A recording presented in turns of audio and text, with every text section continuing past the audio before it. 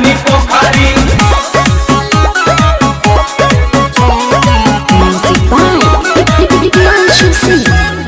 रोतानी बालाटी में राम पानी घोर के कहाँ गिरंग? अरे रोतानी बालाटी में राम पानी घोर के मन करे फेंकी पिचुकारी अपन तोड़ के चल गइल माल काल होलिये में छोड़ के। अरे चल गइल माल काल होलिये में छोड़ के। कहाँ गिरंग?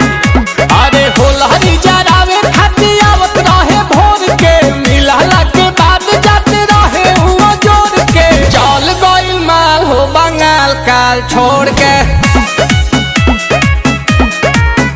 अरे चल गइल माल हो बंगाल काल छोड़ के। कहाँ गिरंग?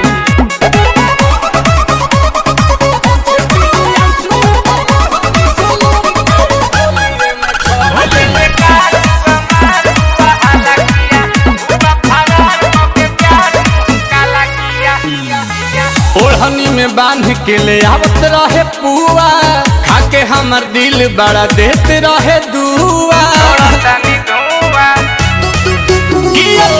खइलो के बाद नहीं भूख लगे हमरा अभी एगो बतिया के दुख लगे।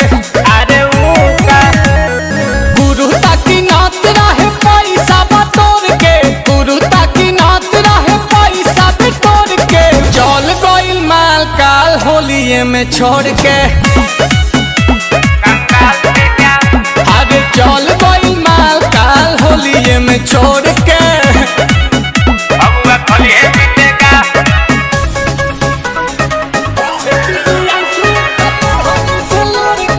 होलिये में छोड़ के।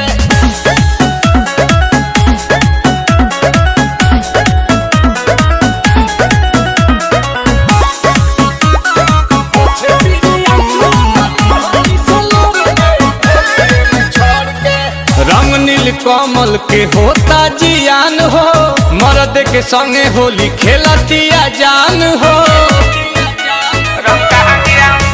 हम कैसे मनाई अपना आप के आंसू गिरता रे आंसू पाछा ताप के।